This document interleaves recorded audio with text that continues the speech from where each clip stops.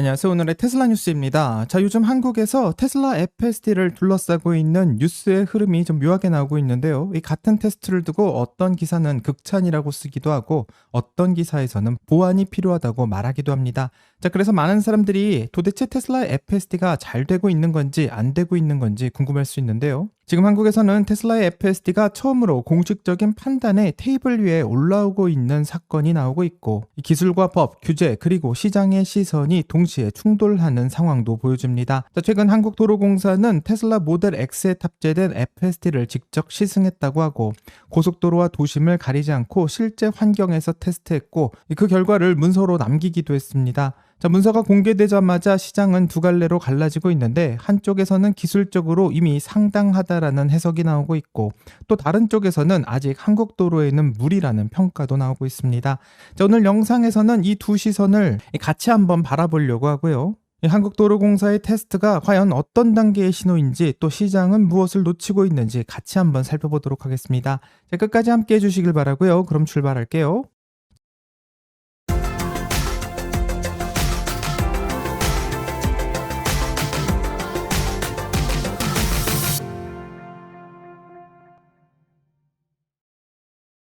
자, 짧은 뉴스부터 한번 확인해보면 미국에서는 오늘 PMI 지수가 발표되었습니다.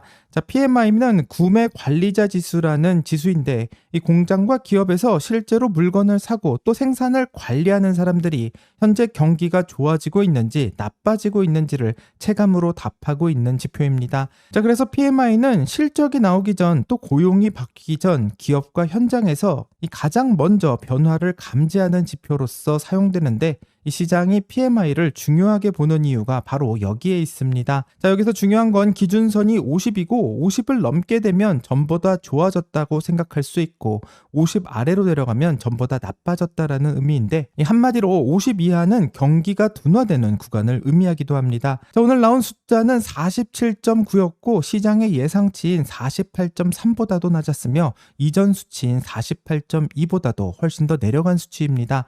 여전히 경기가 확장되는 국면과는 거리가 있다고 볼 수 있는데, 이 숫자를 보고 공포를 느끼기보다는 이 경기 회복에 대한 기대가 조금 더 늦춰지고 있다는 신호에 가깝다 생각하고, 현재 바닥은 지났지만 이 회복하는 속도가 좀 느리다, 이렇게 생각하는 쪽이 맞을 것 같습니다. 현재 시장은 이미 조금은 나아질 것이다라는 기대를 하고 있는데, 오늘 그 숫자로 인해서 그 기대는 한 번 더 꺾이게 되었고, 게다가 제조업의 물가지수는 58.5를 기록하면서 성장은 둔화되고 있고 비용의 압박은 여전히 높다는 안 좋은 조합을 보여주고 있습니다. 이건 바로 연준에게도 편하지 않은 숫자이기 때문에 앞으로의 판단에 영향을 주게 될 것이라 생각하고요. 미국 시간으로 금요일날 나오게 되는 고용지표가 또 어떤 영향을 주게 될지 같이 한번 살펴보겠습니다.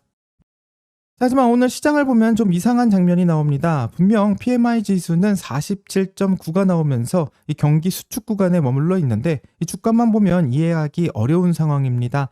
자, S&P와 다우지수는 상승했고 에너지와 금융 섹터가 시장을 이끌고 있으며, 이 쉐브론과 엑슨모빌, 골드만삭스와 시티, 그리고 테슬라까지 모두 강세를 이루었습니다. 자, 오늘 시장은 경기 지표를 보지 않았다고 생각할 수 있고요. 대신 정치와 지정학 이벤트를 더 크게 반영했는데, 바로 미국의 베네수엘라 개입이 이 시장에 크게 작용했으며, 이 미국이 베네수엘라 정권을 사실상 무력화하고 미국 석유 기업들의 진입의 가능성을 열어주자 에너지 섹터가 즉각 반응했으며, 이 베네수엘라가 가지고 있는 세계 최대의 원유 매장량이 다시 시장의 계산에 들어오게 되었습니다. 이 시장에서는 현재 PMI 지수가 나쁘기 때문에 이런 상승세는 오래 못 간다라는 판단도 나오고 있지만, 지금 시장은 경기보다는 권력과 정책을 먼저 보고 있고, 누가 원유를 통제하고 누가 금융과 달러 유동성의 중심에 서느냐가 훨씬 더 시장을 강하게 움직이고 있습니다. 자, 이 흐름 속에서 테슬라의 상승도 설명할 수 있고요. 테슬라는 최근 일론 머스크와 트럼프의 관계 회복 장면이 노출되면서 이 시장 역시 반응한다고 생각하고, 오늘 테슬라의 상승은 이런 정치적인 변화가 일부 반영되었다고 보는 게 자연스러울 것 같습니다. 자, 그리고 다른 곳을 한번 봐야 되는데, 테슬라 중국이 12월 한 달 동안 97,171대를 판매했다라는 실적을 발표했습니다. 자, 이 수치는 테슬라 중국 역사상 두 번째로 높은 월간 실적이고 역대 최고였었던 2022년 11월 이후 가장 강한 숫자를 발표했습니다. 자, 중국 시장에서 이 정도 숫자가 나왔다는 건 이 많은 많은 언론들이 말하고 있는 테슬라의 전기차 판매가 끝났다라는 이런 판단과는 엇갈리고 있는 증거가 나온 것이고, 현재 중국의 전기차 시장은 가장 치열한 시장으로 알려져 있지만 이곳에서 두 번째 최고 기록이 나오고 있다는 의미는 절대 가벼운 수치가 아닙니다. 하지만 연간으로 보면 중국 판매가 전년 대비 감소한 것은 사실이지만 이번 12월 수치는 전년 동월 대비 3.6%가 상승했고 전월 대비로는 12%가 증가했습니다. 이 테슬라의 신형 모델 YL 공개 이후 연말로 갈수록 이런 숫자가 살아나고 있다는 것은 이 중국의 시장을 제대로 공략했다라는 의미로 해석할 수 있고, 현재 테슬라는 중국에서 성장의 스토리를 잃은 게 아니라 조금의 속도를 조정 중이었고, 현재 베네수엘라의 원유 문제가 앞으로 중국의 원유 공급에 영향을 미칠 것으로 예고가 되고 있는 상황에서 앞으로 테슬라의 전기차 판매가 어떤 변화를 맞게 될지 같이 한번 기다려봐야겠습니다.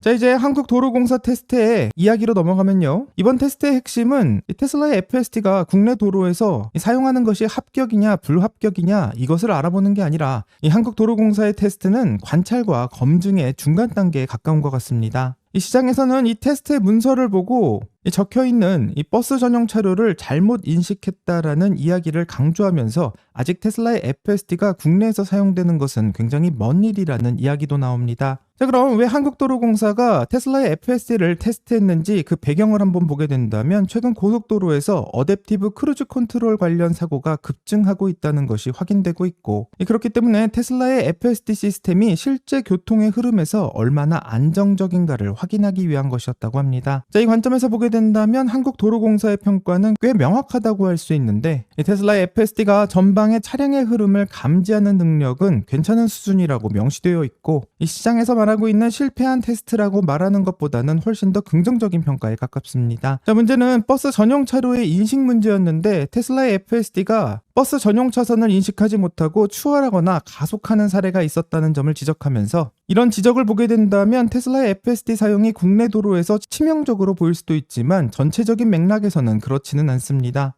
테슬라가 버스 전용 차로 문제를 인식하지 못했던 이유는 이 기술의 본진이라기보다는 이 국내 도로의 규칙을 제대로 학습하지 못한 문제에 가깝고, 그렇게 된다면 이 시장에서는 이런 교통법규를 제대로 지키지 못하는 테슬라의 FSD 자율주행은 위험할 수 있다라는 이야기가 나오지만, 하지만 한국의 버스 전용 차로의 규칙은 좀 복잡한 편이고 시간대와 차종, 구간에 따라서 허용 여부가 계속 바뀌기 때문에 이것은 실력의 문제라기보다는 데이터와 정책 해석의 문제라 생각합니다.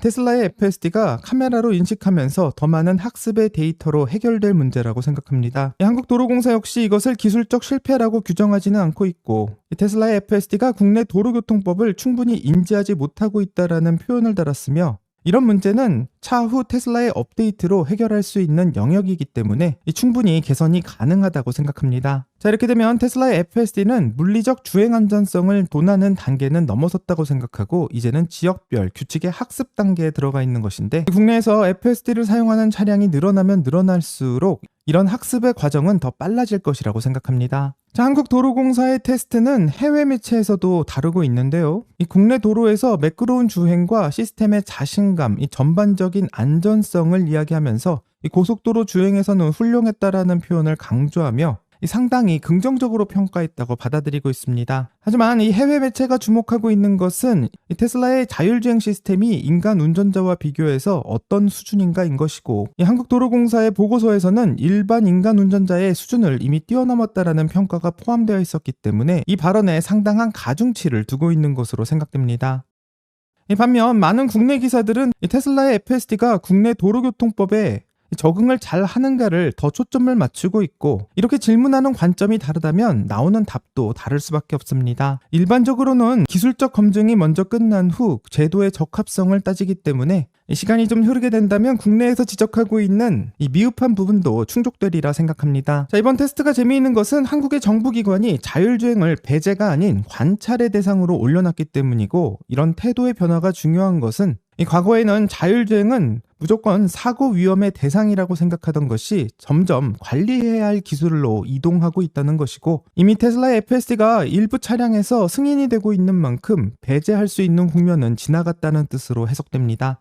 또 하나 주목할 점은 국내에서 FSD의 누적 주행거리가 100만 km를 돌파했다는 것이고, 현재 모델 3와 모델 Y에서는 FSD가 사용되지 않고 있기 때문에 모델 S와 모델 X 그리고 사이버 트럭만으로 이 정도의 누적 주행거리를 돌파했다는 것은 굉장히 놀라울 수밖에 없습니다. 자, 이렇게 되면 규제기관 입장에서는 잘 작동되는지 안 되는지 확인할 수 있는 최소 단위를 이미 넘었다라는 의미로 해석할 수 있고, 이 시장에서는 여전히 한국에선 FSD가 어려울 것이다라는 말을 하고 있지만 이 정부에서는 이미 이 테슬라의 FSD를 어떻게 관리하고 이해해야 되는지 해석하는 새로운 단계로 점점 이동하고 있다고 생각합니다. 이 앞에서도 말했듯 국내에서 판매되고 있는 모델 3와 모델 Y는 대부분 중국 생산 차량이고, 이 현재 구조에서는 중국산 차량의 FSD를 바로 사용할 수는 없습니다. 하지만 2월 네덜란드의 RDW에서 FSD 관련 허가가 나게 된다면 중국에서 생산된 테슬라 차량에서도 FSD 적용이 가능해질 수 있다는 이 낙관적인 시나리오도 나오고 있고요. 아직 확정은 아니지만 현실적인 관측일 수 있습니다.